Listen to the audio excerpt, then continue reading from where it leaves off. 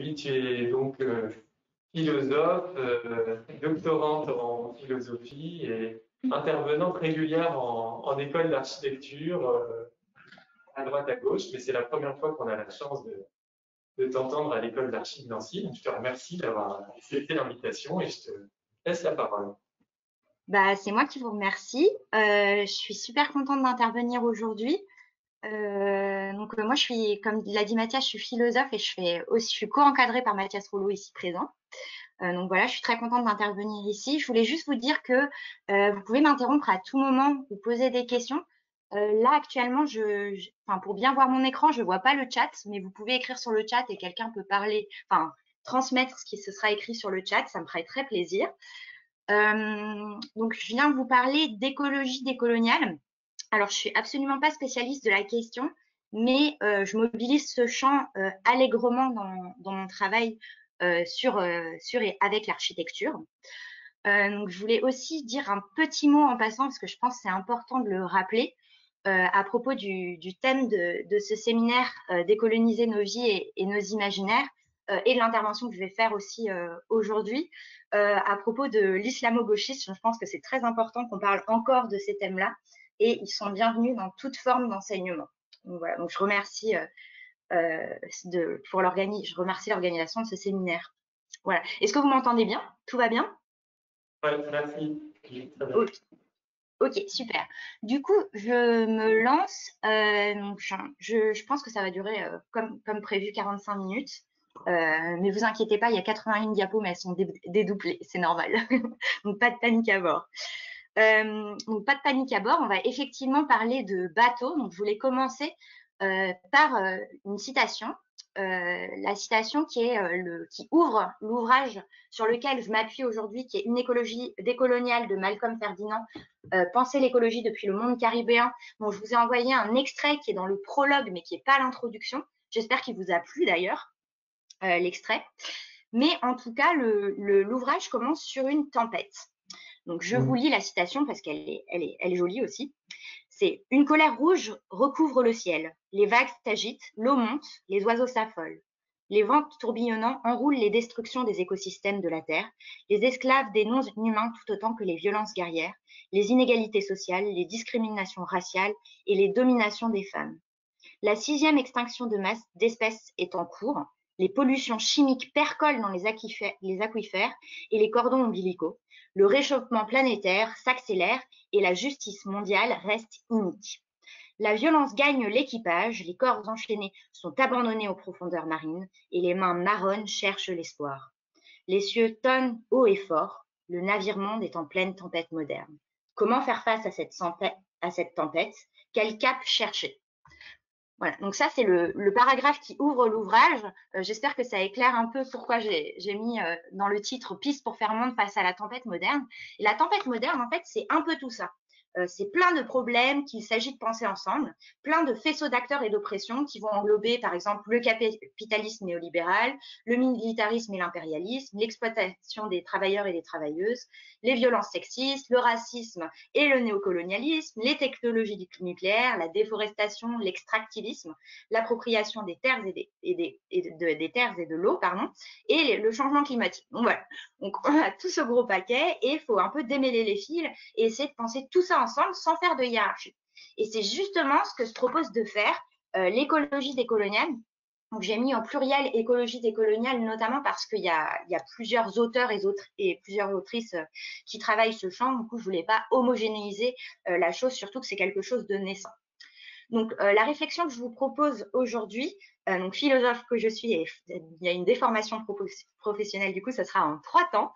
Donc, dans un premier temps, je vais un peu vous présenter qu'est-ce que c'est que l'écologie décoloniale, notamment et surtout à partir de Malcolm Ferdinand, donc une écologie décoloniale, penser l'écologie depuis le monde caribéen.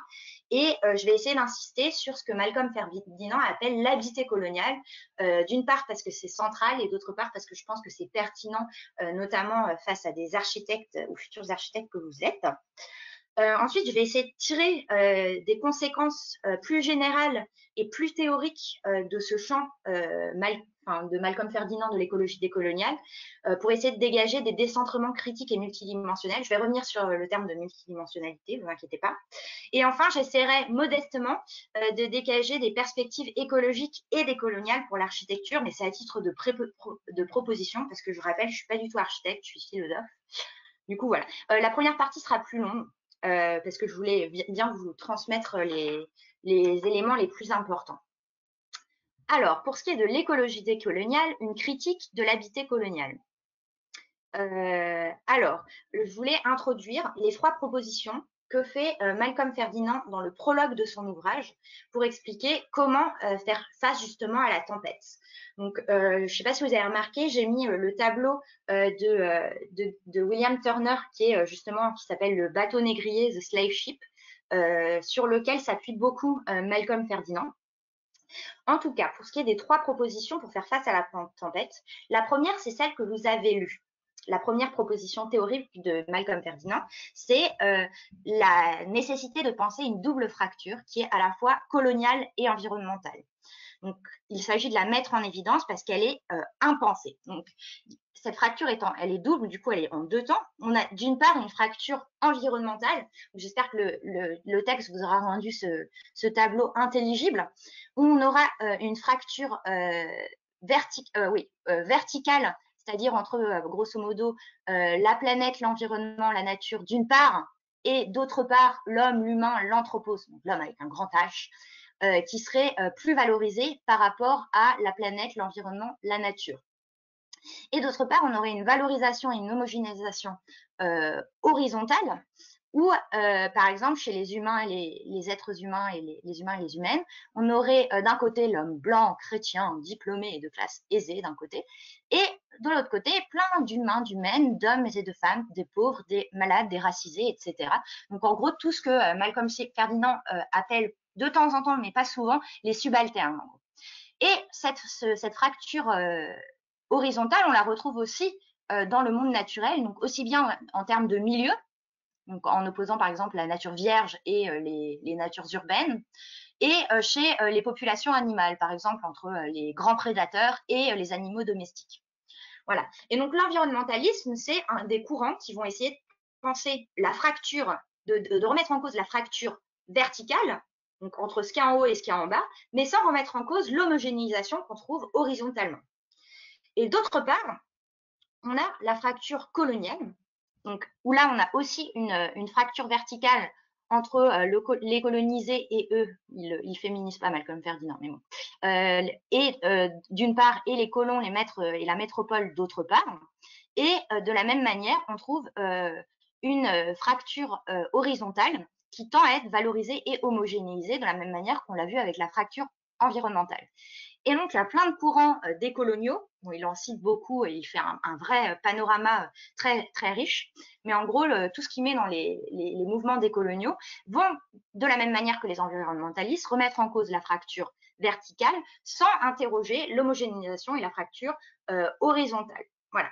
Et donc, c'est ces 2 fractures qui sont vraiment opposées et qui amènent à une alternative. On n'arrive pas à les penser ensemble.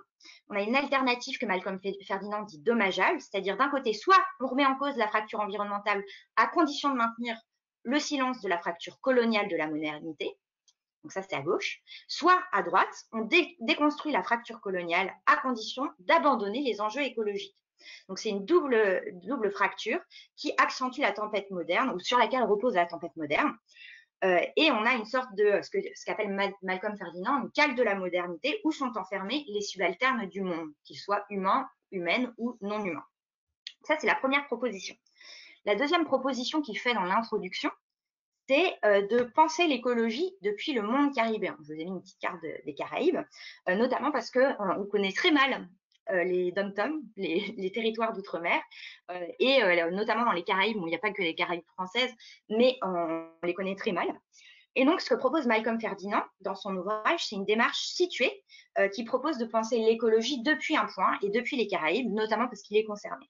Donc, Par là, il propose en quelque sorte un déplacement épistémique des pensées du monde et de la Terre, donc il va penser un autre centre de la connaissance, un changement de scène des productions de discours et de savoir. Et donc ça, c'est vraiment ce qu'on appelle une mise en évidence de une justice épistémique qui lutte contre une certaine forme de l'impérialisme, qui est l'impérialisme de la connaissance. Et donc, en ce sens, la Caraïbe devient ce qu'il appelle l'œil du cyclone de la tempête, parce que l'œil du cyclone de la tempête de la modernité, parce que c'est à la fois le centre où l'accalmie ensoleillée est confondue avec une sorte de paradis. On a tous en mémoire une image complètement idyllique de la Martinique, de la Guadeloupe, surtout en tant que métropolitaine. Mais c'est aussi une sorte de point fixe, le point fixe d'une accélération globale qui aspire les villages africains, les sociétés amérindiennes et les voiles européennes. Donc, les Caraïbes, c'est vraiment un carrefour de plusieurs conditions, à la fois la colonisation européenne, à la fois la traite négrière transatlantique et à la fois la colonisation des Amérindiens et les génocides des Amérindiens et des Amérindiennes. Donc l'écologie décoloniale, elle articule la confrontation des enjeux écologiques contemporains avec l'émancipation. J'ai perdu une feuille. Ah non, je n'ai pas perdu de feuille, pardon. Donc, elle articule la confrontation des enjeux écologiques contemporains avec l'émancipation de la fracture coloniale et ce que dit Malcolm Ferdinand avec la sortie de la cale du navire négrier. Donc, sachant que le navire négrier, c'est une métaphore, mais une métaphore très forte de la modernité qui s'oppose à une autre métaphore qui est celle de l'Arche de Noé. Donc, malheureusement, je ne pourrais pas trop développer l'Arche de Noé, mais si vous avez des questions là-dessus, je serais heureuse d'en parler. Et donc, vraiment, penser l'écologie depuis le monde caribéen, c'est vraiment un effort de justice épistémique, de justice environnementale et d'éco-critique postcoloniale.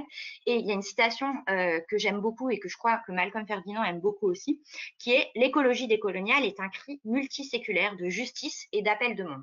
Et ça, il peut le faire en partant du monde caribéen. Ensuite, la troisième proposition de l'ouvrage, c'est, là c'est un peu plus philosophique, mais c'est penser le monde comme horizon de l'écologie. Mais je crois que vous en avez un peu parlé, mais je reviendrai aussi, d'après la dernière phrase que j'ai entendue de Mathias. Donc, la troisième proposition, c'est de faire du monde le point de départ et l'horizon de l'écologie. Mais Malcolm Ferdinand, il fait attention, le monde, c'est un monde philosophique, c'est pas à confondre avec la Terre, avec un grand T, ou le globe terrestre. Il dit la Terre et le globe terrestre vont de soi, tandis que le monde ne va pas de soi. Le monde, c'est un ensemble de relations multiples, sociales et politiques, avec d'autres, que ce soit des humains, des humaines, ou des non-humains ou autres qu'humains. Et il en appelle à une mondialisation qui l'oppose à la globalisation. Donc la globalisation, ça serait une sorte d'extension totalisante, une répétition standardisée à l'échelle du globe d'une économie en quelque sorte inégalitaire qui détruirait les cultures, les mondes sociaux et l'environnement. Ça, c'est ça pour lui la globalisation. Il lui dit non, il ne faut pas faire la globalisation, il faut faire ce qu'il appelle la mondialisation, qui est au contraire une ouverture pour la géopolitique d'un vivre ensemble, pour essayer d'aboutir à cet horizon de rencontre et de partage. Voilà, donc il faudrait prendre le monde comme objet de l'écologie et ça, c'est ramener au centre la question de la composition entre les pluralités, donc la pluralité des existences qui vivent qui parcourent ce monde. Et ça, c'est une approche vraiment politique.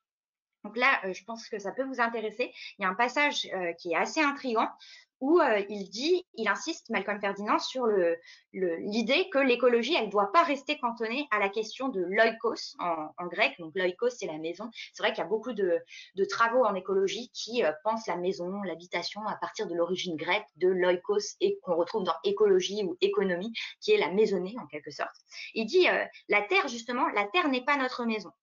Et il dit réduire la Terre au seul oikos global, donc confondre la Terre avec une grande maison, en gros, une grande maisonnée, ça serait ramener la Terre au seul cadre d'un enjeu de propriété, où on se demanderait justement à qui est la maison. Et donc ça serait ramener la Terre à une course impériale de l'accaparement des territoires et des ressources. Et donc, réduire la terre à un enjeu de propriété et un enjeu de pouvoir, c'est-à-dire qui commande dans la maisonnée. Et il dit, donc ça c'est discutable cette position, mais ce qu'il dit, c'est que on ne peut pas distinguer la question de l'oikos et de l'habitation, enfin surtout de l'oikos, de la Grèce ancienne où un homme citoyen va asservir d'autres hommes, des femmes, des enfants de la maisonnée et va repousser les étrangers. Voilà, donc il dit confondre la terre à un oikos global où la terre a une grande maisonnée, ça serait retomber dans la pensée du territoire et de l'identité racine. Au contraire, il s'agit de penser justement un cosmopolitisme pour essayer de penser ce qu'on a en commun sans le posséder en propre. C'est vraiment ça la différenciation entre le commun et le propre, sachant que c'est toujours des humains et des humaines, des gens concrets, des ensembles hybrides d'humains, d'humaines et de non-humains qui vont agir ensemble et se rencontrer sur Terre. Donc vraiment, comment faire monde entre les humains et les humaines avec les non-humains sur Terre, ça c'est toute la question. Et c'est ce que cette troisième proposition, le monde comme horizon de l'écologie, tente de faire. Voilà. Et donc à partir de là, il va essayer, à partir de ces trois propositions, il va essayer de mettre en évidence la question de l'habité colonial. Donc, qu'est-ce que c'est que l'habité colonial? Donc, déjà, le mettre en évidence, cet habité colonial, c'est le moyen de penser. Donc, il fait un jeu de mots sans cesse dans son ouvrage. Il écrit penser, P-A-N-S-E-R, donc le jeu de mots entre penser, faire un pansement, et penser, penser E-N, avoir en esprit. Donc, il cherche à penser la double fracture en revenant au geste principiel de la colonisation. Et pour lui, le geste principiel de la colonisation, c'est l'acte d'habiter. Et ça, c'est vraiment très important. Et donc, pour lui, la colonisation a mis en œuvre une manière particulière d'habiter la terre qu'il appelle l'habité colonial. Et on se dit, mais habiter, à première vue, ça va de soi, puisqu'on pourrait dire qu'habitent celles et ceux qui sont présents et présentes, celles et ceux qui peuplent la terre. Sauf qu'il dit, en fait, dans la colonisation, on a parlé de terres déjà qui étaient habituées ou non, c'est-à-dire qui étaient exploitées ou non. Et surtout, la maison des colons esclavagistes aux abords des plantations, ça s'appelait les habitations, ou en créole, c'est bitation. Et donc, les occupants de ces maisons des colons esclavagistes, c'était vraiment des habitants. Donc, en fait, l'habité colonial, c'est vraiment adossé à un ensemble d'actions qui vont déterminer des frontières entre celles et ceux qui habitent et celles et ceux qui n'habitent pas, sachant que, comme je l'ai dit, les occupants, les colons sont les habitants, tandis que les esclaves vivent dans des cases. Ils ne vivent pas dans des habitations. Et donc, l'habité colonial, c'est un peu l'emblématisation, enfin, ça s'appuie sur cette idée-là. Donc, ça désigne pas vraiment un habitat, un style d'architecture ou un mode d'occupation et de culture. C'est plutôt une conception singulière de l'existence de certains humains, certaines humaines sur Terre, à savoir les colons, et de leur rapport avec d'autres humains, d'autres humaines, les non-colons, ainsi que de leur manière de se rapporter à la nature et aux autres humains. Et donc, pour décrire ce que c'est que l'habité colonial, alors Malcolm Ferdinand, il adore les tableaux. Je vais essayer de vous décrire un peu celui-là. Il décrit les principes, les fondations et les formes de l'habité colonial, toujours dans le rapport à la terre, le rapport aux non-humains et le rapport aux autres humains et aux autres humaines. Bon, pour ce qui est des principes, c'est-à-dire les principes du fonctionnement de l'habité colonial, donc le premier principe, c'est la dépendance géographique et ontologique. Donc, c'est-à-dire que l'habité colonial, il est localisé au sein d'une géographie de la terre, et l'habité colonial, il est en quelque sorte subordonné à un autre lieu, à un autre espace qui est l'habité métropolitain, qui lui est pensé comme l'habité véritable. C'est pour ça que c'est à la fois géographique et ontologique. L'autre principe, c'est l'exploitation des non-humains. Donc l'exploitation à la fois des terres et des non-humains, c'est une exploitation à des fins commerciales, d'enrichissement et d'extractivisme. Et le dernier principe, c'est l'altéricide, c'est-à-dire ça désigne l'impossibilité d'habiter la terre en présence d'autres personnes qui soient différentes par rapport à un moi, par rapport à nos apparences, à nos appartenances et à nos croyances. Et ça, il dit que l'habité colonial, c'est un habité sans l'autre. C'est pour ça qu'il parle d'altéricide. Altère l'autre. Voilà. Pour ce qui est des fondations, c'est-à-dire ce qui rend possible l'habiter, alors on a déjà, par rapport à la terre, on a l'usurpation ou la prise de la terre. Donc il y a plein de prises de possession, d'arrachement des terres et des gestes symboliques, notamment des gestes symboliques d'usurpation, c'est les noms. Quel nom on appose à des terres. Et j'y reviendrai peut-être là-dessus si j'ai le temps.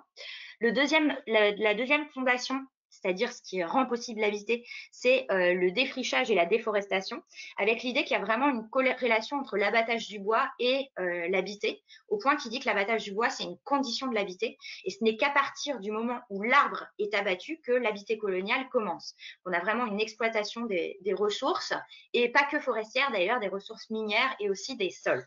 Ça rentre dedans. Et la troisième fondation, c'est le massacre des Amérindiens et les violences infligées aux Amérindiennes, avec vraiment une insistance sur l'intrication de l'idéologie de la colonisation avec celle d'une domination masculine qui va transcender les frontières ethniques. Donc, Malcolm Ferdinand, il insiste bien sur le fait que l'habité colonial, il est explicitement genré et patriarcal, et que ça, c'est ce qui va m'amener à parler de multidimensionnalité et d'intersectionnalité tout à l'heure. Voilà. Et pour ce qui est des formes, donc là, c'est plutôt les formes par rapport aux fondations. Les formes, ça désigne plus une sorte d'ingénierie de fabrication. Donc, sur quoi repose ingénieriquement, en quelque sorte, l'habité colonial? Il repose déjà sur la propriété privée de la terre. Donc, en fait, l'habité colonial entraîne une parcellisation des terres qui vont favoriser le peuplement des colons, qui vont favoriser l'exploitation collective par une somme d'individus. Donc, il y a vraiment une focale qui est à la fois parcellaire et d'exploitation intensive. Ensuite, la deuxième forme, c'est la plantation, qui est vraiment la forme primordiale d'occupation. Et ça, c'est un ensemble qui comprend un champ cultivé, mais aussi les ateliers et les usines, la maison du maître et les cases de l'esclavage. Et ça structure la manière d'occuper le reste du territoire. Voilà. Et donc, par rapport aux Caraïbes, l'idée, c'est vraiment de faire de ces îles des terres de monoculture intensive, dont justement les produits vont être exportés exclusivement vers la France hexagonale. Voilà, et ça, c'est encore très actuel. Hein.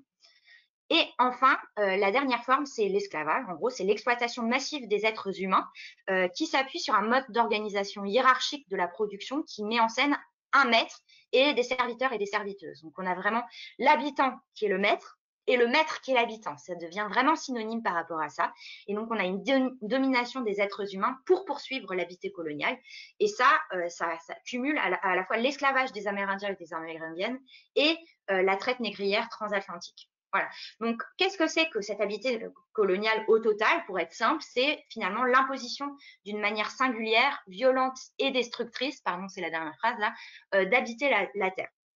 Et ça, c'est depuis 1492, donc depuis le Christophe Colomb, en gros, cette habité coloniale de la terre va reproduire à l'échelle globale, donc vraiment à l'échelle de la terre, ses plantations, ses ruines, ses dépendances géographiques et ontologiques. On peut penser à toutes les problématiques de la marge et du centre, de l'articulation entre métropole et campagne, entre nord et sud. Donc, on a une standardisation de la terre en monoculture et un effacement de l'autre avec un grand A, qui va habiter autrement. Voilà. Et donc, tout ça, je parlais de plantation et vraiment que c'était important.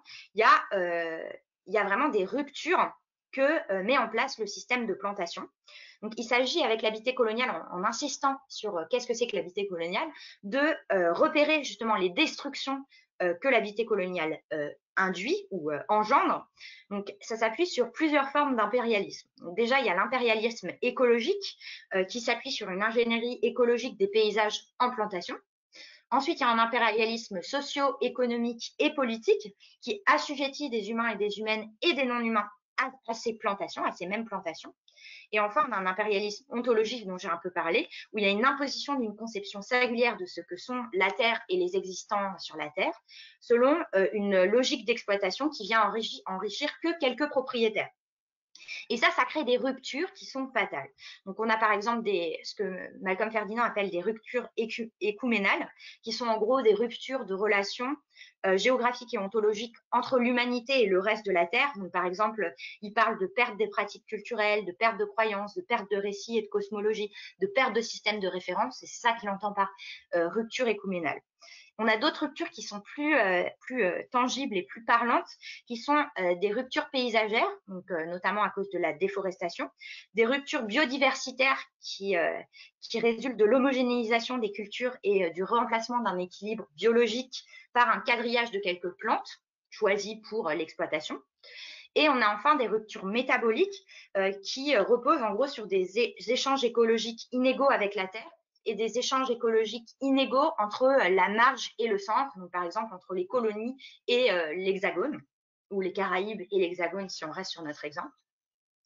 Voilà. Et donc ça, c'est vraiment des ruptures qui vont marquer le territoire et marquer la manière de voir le monde, enfin d'empêcher de faire monde justement. Et donc, c'est là où, je vous entendais en parler tout à l'heure, où Malcolm Ferdinand vient critiquer le terme d'anthropocène avec un grand A. Donc, dans l'introduction, enfin, dans le texte que je vous ai donné, il parle rapidement de Crutzen, qui est à l'origine de, enfin, qui est un prix Nobel qui est à l'origine de ce terme. Mais un peu plus loin dans le texte, il dit, bah, Crutzen, c'est bien marrant, il parle d'anthropocène, il lance le mot anthropocène, mais il oublie complètement de dire il est néerlandais et que les Pays-Bas, c'était quand même un grand empire colonial. Et donc, faire abstraction de ça, c'est un peu abusé, si je peux me permettre. Enfin, c'est Malcolm Ferdinand qui dit ça d'ailleurs. Bon, bref, en tout cas, il critique le terme d'anthropocène qui va suggérer que l'homme avec un grand H est le responsable, mais c'est un homme apolitique qui vient occulter les processus de domination et les processus violents liés à cette domination. Et au contraire, il propose le terme de plantationocène. Donc, il y a une littérature très riche, donc je fais complètement abstraction ici sur les remises en cause de l'anthropocène. J'ai une amie qui fait une thèse sur les noms qu'on donne à l'anthropocène. Il y en a des centaines et des centaines, notamment des mots absurdes comme celui de Donna Haraway qui s'appelle le Ch'touloucène. Bon, bref, en tout cas, Malcolm Ferdinand, il propose le terme de plantationocène qui vient traduire le développement de l'habité colonial à plusieurs niveaux. Donc, pour ce qui est du premier niveau, le plantationnocène va permettre de désigner la reproduction globale d'une économie de la plantation. Pour ce qui est du deuxième niveau, le plantationnocène va permettre d'insister sur une historicité des changements globaux sans effacer justement les fondations coloniales de l'époque moderne. Pour ce qui est du troisième niveau, le plantationnocène va permettre de comprendre les relations et les dépendances géographiques entre différents espaces.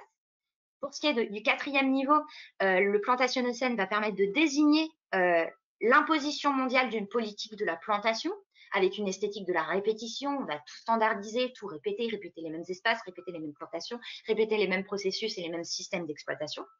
Et pour ce qui est du dernier niveau, le plantationnocène permet d'exposer les rapports singuliers par lesquels une minorité de la Terre va imposer un type de composition du monde. C'est pour ça que c'est cosmopolitique. On a vraiment un type de composition du monde, le plantationnocène, qui est imposé. Et donc, j'ai mis une image qui date, mais il faut savoir que la plantation, le concept de plantation, ça existe encore aujourd'hui. Donc déjà, il y a des plantations de bananes, et ça existe encore. D'ailleurs, il parle du chlordécone, je ne sais pas si vous connaissez, dans son ouvrage. Mais la plantation, ça désigne aussi les formes d'industrie extractive de minerais rares qui vont se retrouver dans les ordinateurs et les téléphones portables, par exemple. Ça peut désigner aussi les puits de pétrole, donc aussi bien terrestres que maritimes. Ça peut désigner le nucléaire ou l'agriculture intensive, enfin plein de choses comme ça. Donc, en fait, le plantationnocène, ça signale la globalisation de l'habité colonial que je vous ai présenté et cette subordination du monde à la plantation. Voilà.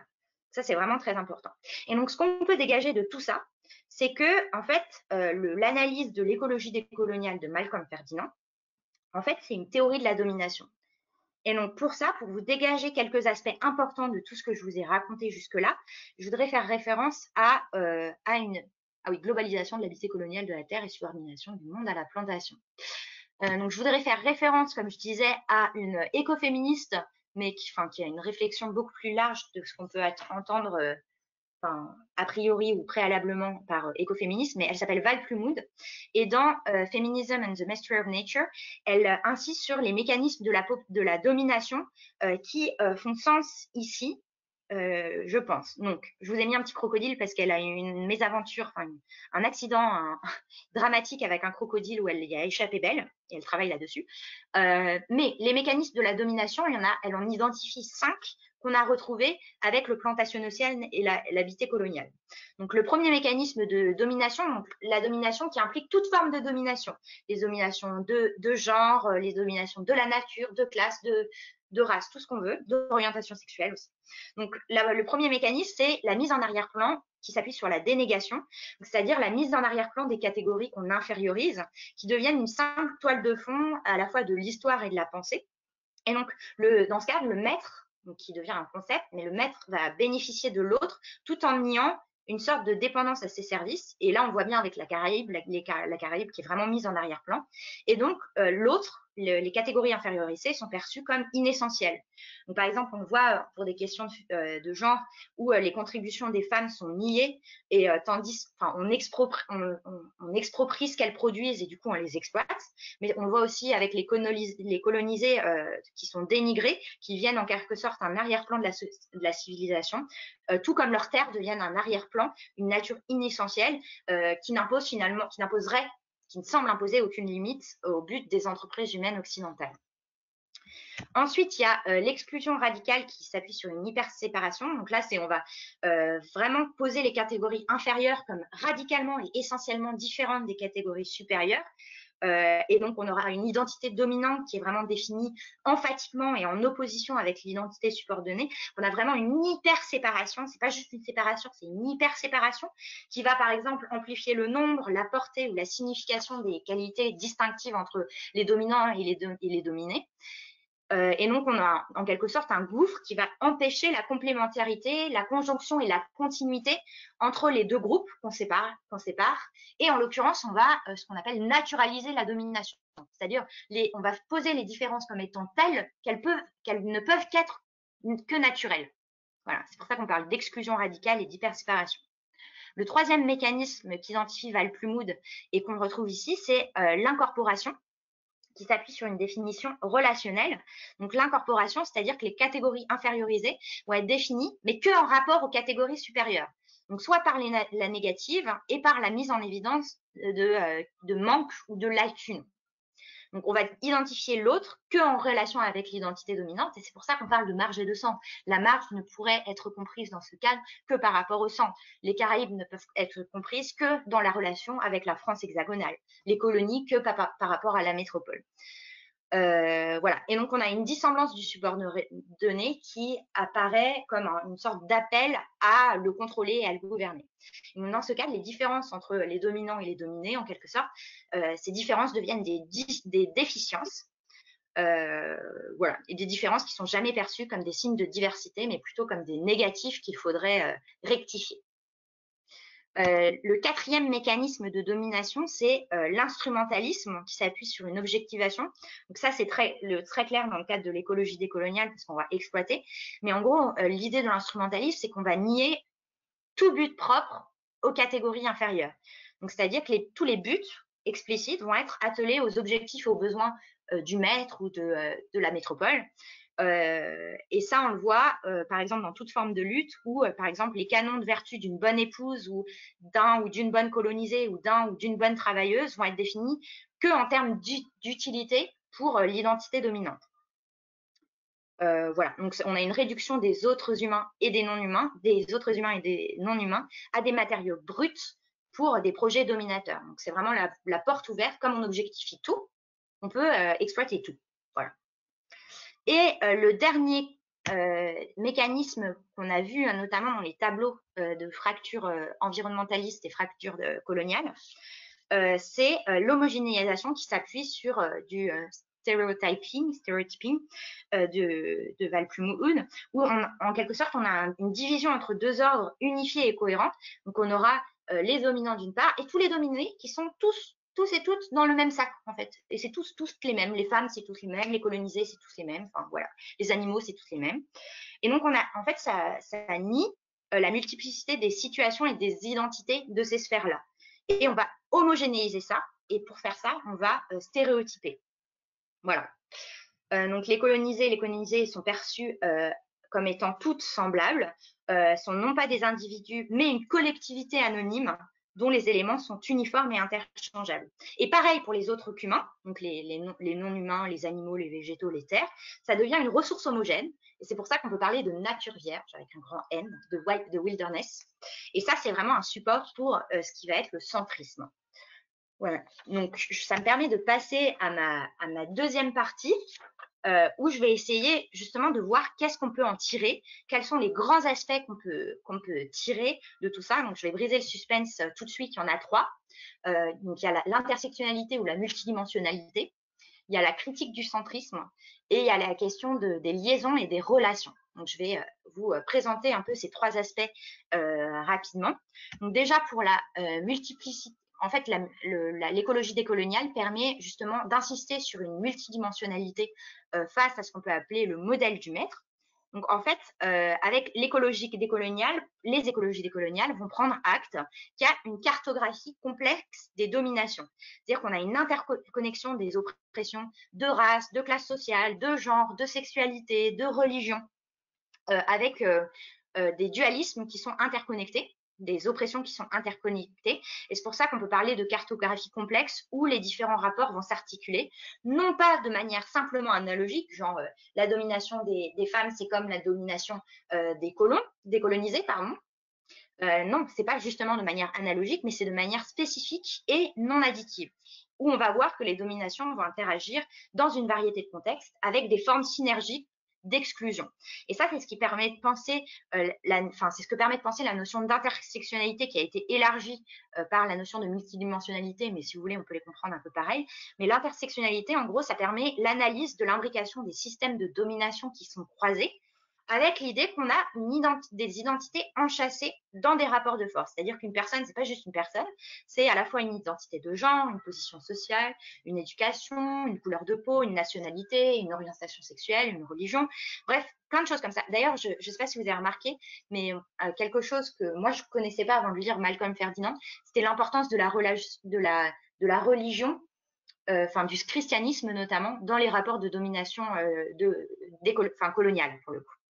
Bref, pour ce qui est de l'intersectionnalité, ça permet de ne pas se rapporter aux catégories oppressées justement comme à des groupes monolithiques. Ça permet d'analyser les oppressions en examinant comment les autres systèmes de domination vont être affectés aussi. Ça permet de centrer l'analyse pas seulement sur des individus privilégiés, et ça permet de tenir compte de l'interaction des formes de domination. Donc, il y a non seulement une intersection entre les discriminations, mais on peut aussi penser des discriminations multidimensionnelles qui vont être vraiment spécifiques à une situation. Et donc, avec vraiment l'idée qu'on a un renforcement mutuel des oppressions sans hiérarchisation de ces oppressions. C'est vraiment ça l'idée, de dépasser la question des oppressions. Voilà. Et donc, on a un réseau d'oppressions qui est concret, qui vont tisser une toile d'exploitation. Et ça, c'est vraiment penser une théorie de la domination pour articuler ce que Val Plumwood justement appelle les différentes plaques tectoniques. C'est pour ça que je vous ai mis les plaques tectoniques par jeu de mots. Mais Val Plumwood, au début de l'ouvrage dont je vous parlais tout à l'heure, écrit « Lorsque 4 plaques tectoniques, celles concernées par les oppressions de genre, de race, de classe et de la nature, finissent par se réunir, les tremblements qui en résultent ébranlent à leur fondement les structures conceptuelles de l'oppression. » Je trouve que cette idée de plaque tectonique est vraiment très, très marquante, puisqu'elle permet de penser vraiment cette multidimensionnalité-là. Et je souligne que Val Plumwood franchit une frontière supplémentaire par rapport aux théories classiques de l'intersectionnalité et de la multidimensionnalité, notamment parce qu'elle intègre la domination de la nature. Et donc la nature, c'est certes une catégorie large et changeante, dit-elle, mais c'est aussi une pièce manquante dans ce cadre de l'analyse qui est une théorie de la domination.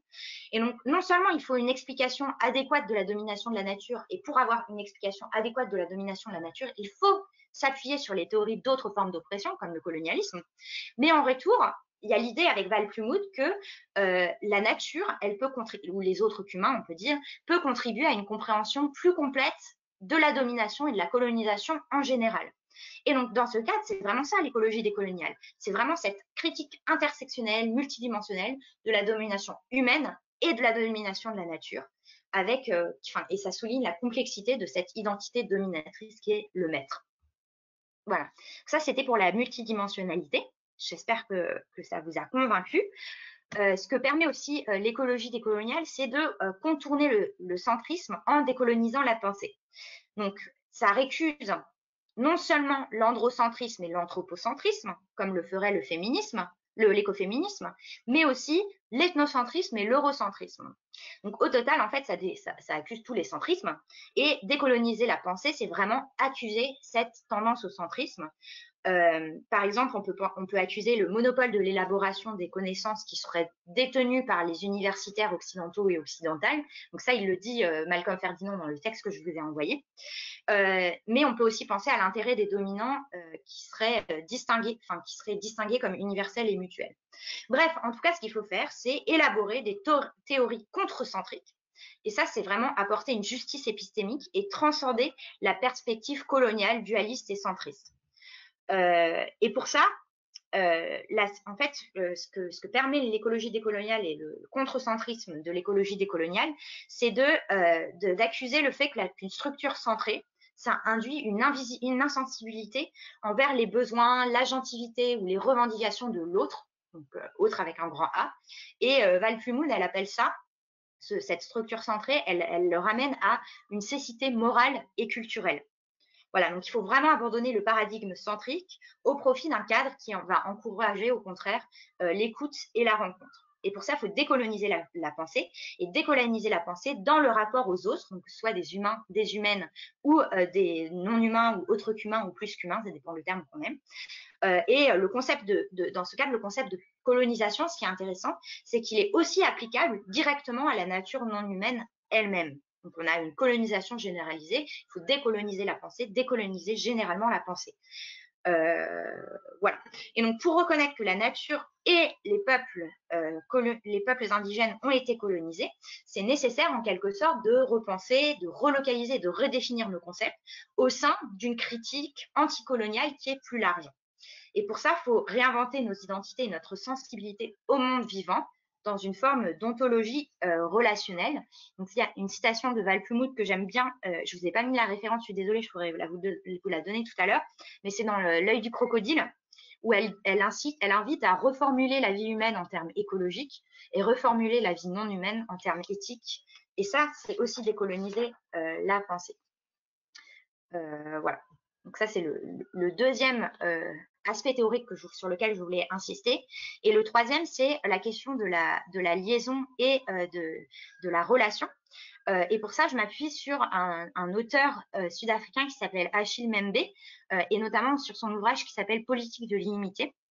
Et donc, dans cet ouvrage, Achille Mbembe analyse justement la déliaison, et il insiste sur le fait que notre époque, elle est celle du fantasme de la séparation.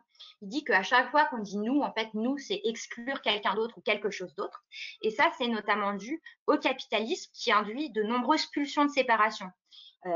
Achille Mbembe, il souligne souvent l'idée que le capitalisme va fabriquer des races et des espèces, qu'il va chercher à tout calculer et à tout convertir en marchandises échangeables, qu'il va chercher un monopole sur la fabrication du vivant, qu'il va amplifier les attaches narcissiques et donc l'hostilité envers l'étranger. Et donc, il parle d'un monde des humains et des humaines sans lien, avec une relation de déliaison, un lien d'inimitié qui vient détruire tous les autres liens. Voilà. Et donc ça normalise l'idée selon laquelle le pouvoir ne s'acquiert et ne s'exerce qu'aux dépens de la vie d'autrui.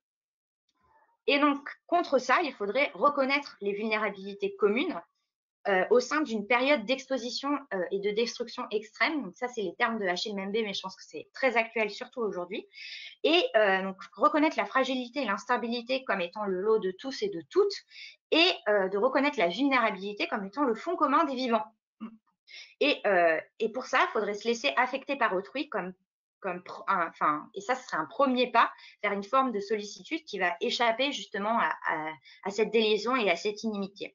Voilà. Et donc, reconnaître nos vulnérabilités communes, reconnaître l'irréductibilité du lien humain et de sa non-séparabilité avec les autres vivants, ça, c'est quelque chose de très important pour Achille Mbembe.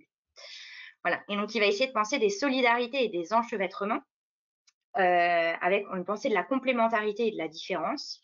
Donc, je vais passer rapidement là-dessus pour pouvoir accéder à la dernière partie. Je voulais juste la citation de Achille Mbembe qui est assez intéressante, sur laquelle on pourra revenir après. Mais il écrit « Les occupants du monde ne se limitent plus aux seuls êtres humains.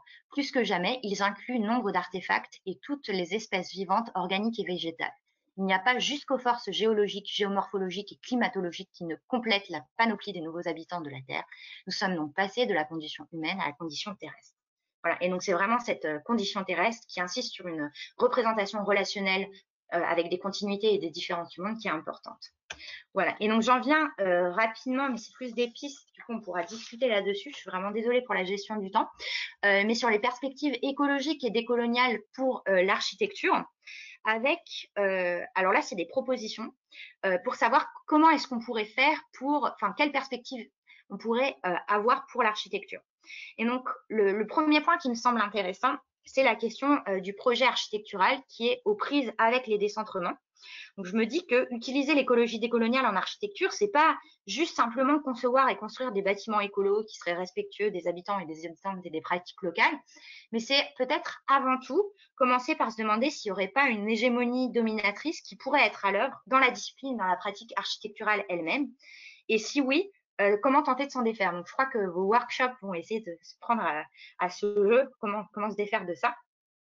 Mais du coup, je me propose de vous faire un aperçu d'une critique de ce qu'on pourrait appeler le gouvernement de projet. Parce que le projet, ça me semble intéressant parce que, de manière un peu caricaturale, ça pourrait être compris comme une sorte de toute puissance rationnelle au sein d'une société qu'on pourrait appeler hyper projective, où il y a des projets partout. Et ça, il y a un auteur qui critique ce gouvernement de projet qui s'appelle Jean-Baptiste Fidalou, où il accuse justement, il fait une critique historique de l'aménagement du territoire, où il accuse l'hégémonie contemporaine du quantitatif qui va mettre justement l'accent sur la gestion et la mesure. Et il va dire que l'axe de l'aménagement va mettre de côté les lieux, les vivants, et va aplanir le territoire pour justement pouvoir l'exploiter avec une vision vraiment ingénierique et planificatrice qui va, dit-il, lisser les aspérités du terrain via des discours de projection.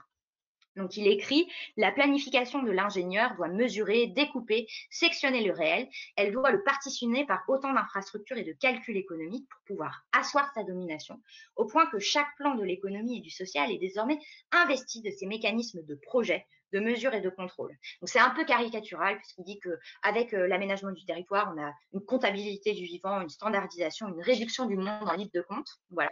Mais on voit un peu l'idée. Et donc,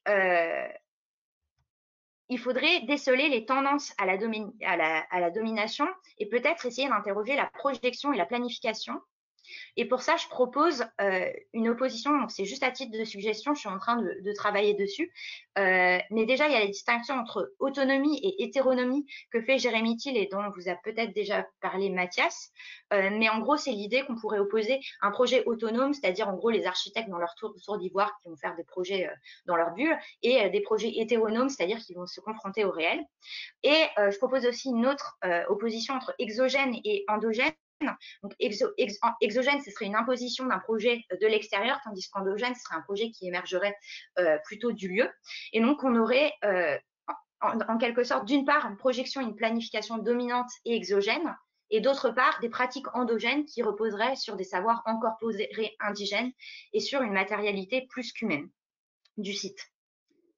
Voilà. Et ça, il y a l'Atlas Féral, mais j'ai pas trop le temps de développer, qui fait ça, mais l'Atlas Féral de Anna Singh et de ses collègues qui va travailler justement sur le dépassement du contrôle par des entités plus qu'humaines, c'est-à-dire par des non-humains, en quelque sorte. Mais quelqu'un qui le fait bien, qui travaille, alors ça c'est à titre de suggestion que je propose exogène, endogène, autonomie, hétéronomie, mais c'est quelque chose qu'on retrouve bien dans l'ouvrage de Salima Nagy, qui parle justement d'épaisseur temporelle. Enfin, elle ne parle pas d'épaisseur temporelle, mais il y a vraiment une épaisseur temporelle qui est à l'œuvre.